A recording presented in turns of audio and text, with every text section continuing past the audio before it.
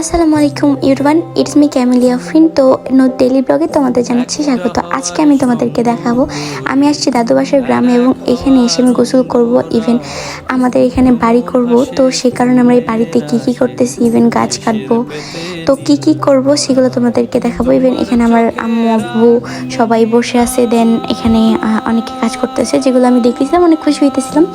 এখানে এই জায়গাটা আমরা ফুল ক্লিন করার পরে এখানে আমরা বাড়ি করব।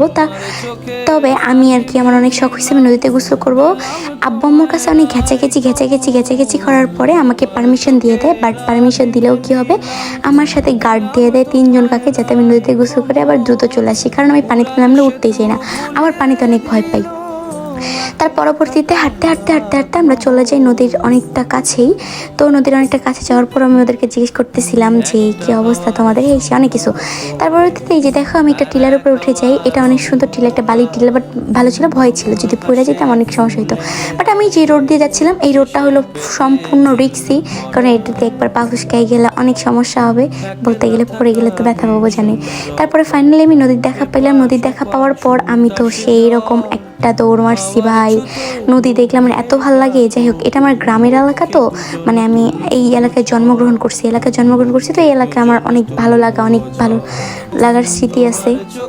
তারপরে এই তো সব কিছু মাথা থেকে ফেলে আমি সুন্দর করে নৌকার উপর উঠে পড়ছি। নৌকার উপরে উঠে আমি পা দোলাই কিছু ভিডিও করে ফেলছি। আসলে এই জায়গাটা অনেক ভালো, এখানে ওরা অনেক বেশি লাভ দিতেছিল, এগুলোর কিছু ক্লিপ নিয়ে নিয়েছি তোমাদেরকে দেওয়ার জন্য। আমার কাছে মেনলি অনেক বেশি এক্সাইটেড লাগতেছিল আর ভালো লাগতেছিল, কারণ অনেকদিন পর গ্রামে আসছি।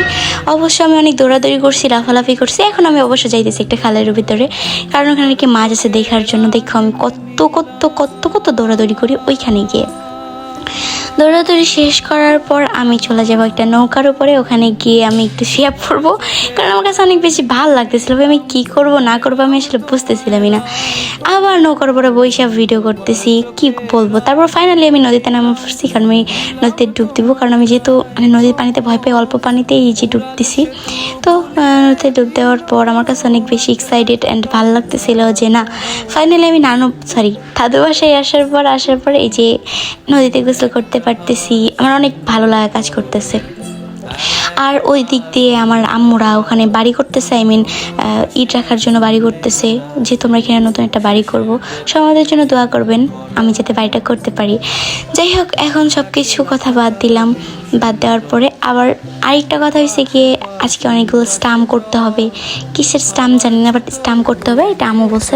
তো আবার ওখানেও কাজ আছে। তো সব কিছু কথা মাথায় থেকে বাদ দিয়ে আমি বর্তমান মানে নদী নিয়ে অনেক বেশি ব্যস্ত হয়ে পড়ছিলাম।